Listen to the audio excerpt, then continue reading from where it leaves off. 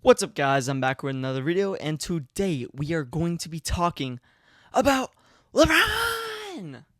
Yes, ladies and gentlemen, LeBron James is going to Philadelphia. He's a 76er. Heck yeah. So I'm not gonna lie, I'm like 12 hours late when this video is actually going up. I was swamped all day, so I never actually got to making a video. But don't worry, because I got y'all. Because I'm filming a off-season trades and off-season and like the entire off-season video, and that will come out in a couple days. I was waiting for this signing to happen actually. So now I can actually like lock in, make that video, and then we'll be golden. But let's talk about it. Let's talk about the signing. Let's talk about the contract, which low key there's some writing on the wall here that I think needs to be talked about. And yeah, so first of all, let's talk about his contract. He signs a $8 million deal, 2-year contract with a player option on the second year. And I think that's interesting, right? Because you almost have to like think, okay, why is he signing a 2-year deal? You know? Like he was signing 1-year deals with the Lakers. I'm pretty sure. And it makes you think, well, why is he signing a 2-year deal if this is going to be his last year for sure? Obviously I'm not LeBron, obviously I'm not Rich Paul, I have no idea what he's going to do. But here's what I think is going to happen. If he does go on and win a ring this year, which we'll talk about the probability of later in this video. If he does go on and win a championship, I think he's done. For sure. I think he's done. I feel like that's pretty obvious. If he doesn't win, however, it kind of depends how they do. I feel like that's kind of obvious. But if they're close, he might take a second crack at it. But there's a reason he's got an option. So he low-key might retire at the end of this year anyway. But it's going to be interesting to see. But to the Sixers, it's very interesting. Fun fact, he did take a minimum. He took veteran minimum. And that's, I mean, pretty obvious. I feel like to whichever team he was going to end up going to, he was going to have to take a minimum. Because every team he was going to want to go to had money nowhere. And especially on the Sixers team, let's just, I mean, we're 3 minutes in the video and I haven't talked about it yet. Their starting five is going to be LeBron, Maxey, Joel Embiid, Jaylen Brown, and VJ Edgecombe. I'm going to say that again. Edgecombe, Maxey, Embiid, LeBron, and Jaylen Brown. That is genuinely 5 guys who could be a number 1 option. 5 guys who in their career basically have been. Tyrese Maxey, obviously, I think last year when Embiid was injured was obviously the number 1. He was averaging how many ever points. He was being argued as one of the best guards in the NBA. Obviously, Joel Embiid won MVP a couple years ago. We got Jaylen Brown, who won Finals MVP 2 years ago. LeBron, we don't have to talk about LeBron. He's a 4-time champion and possibly the GOAT, in my opinion, the GOAT. But anyways, and then we got VJ Edgecombe, which I think will be a star one day. And I know that he's probably not going to stay on the Sixers for the rest of his career because he's going to want a bag and he's probably going to go elsewhere. The money doesn't make sense. But right now, for a 1 or 2 year stand, man, this team is going to be good. This team is going to be fun to watch. It's going to be full of star power. And if Embiid can stay healthy and LeBron can play a decent role on this team, play some all-right defense, I mean, they got scores.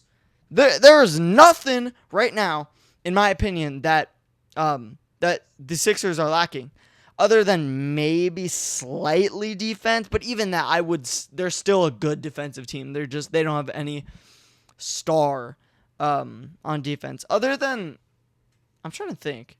I don't think so. The roster of the 76ers in my head right now is not locked in, so I don't really know who's on their bench, and I'm going to have to go through that.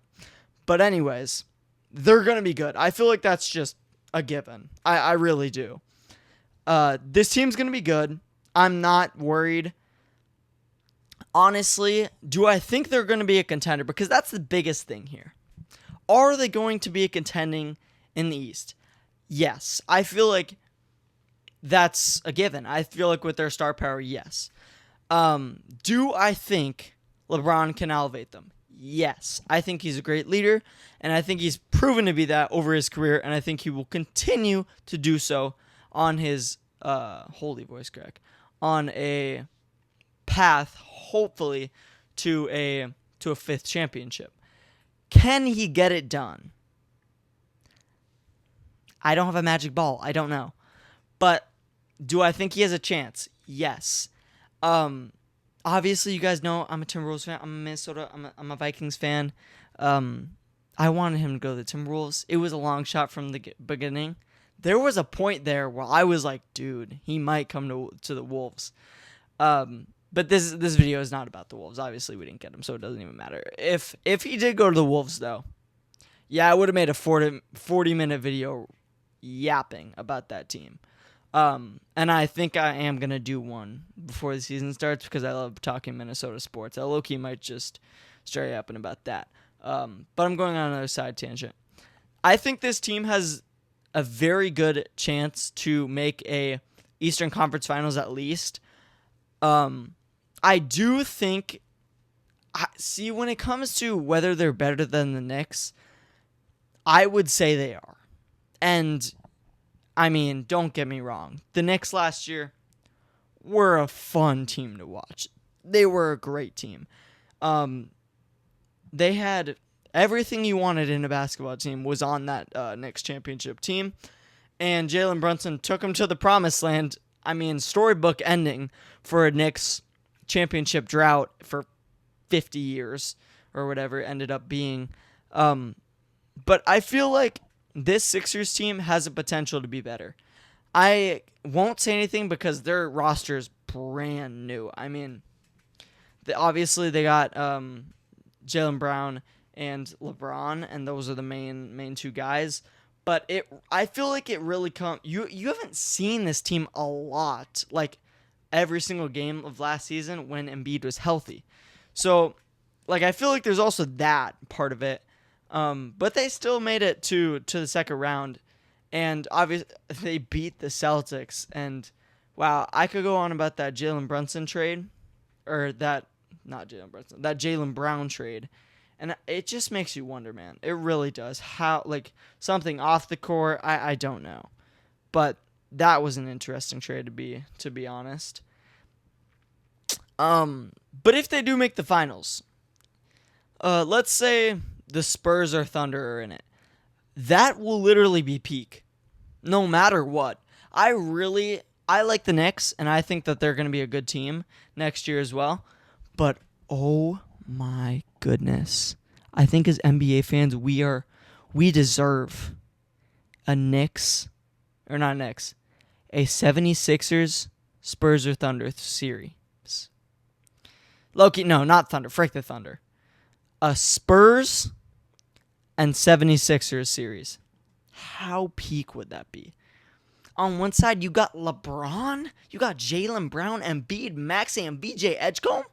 And then on the other side, you got Victor Wembanyama, you got Dylan Harper, you got De'Aaron Fox, okay?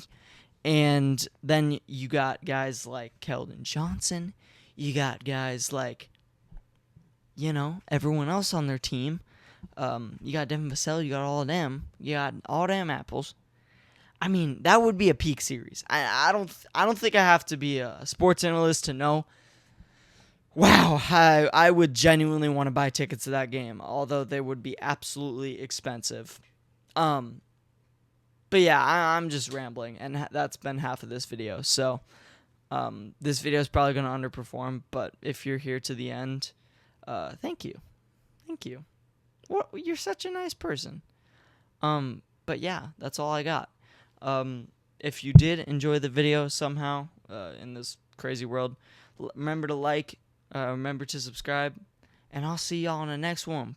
Peace.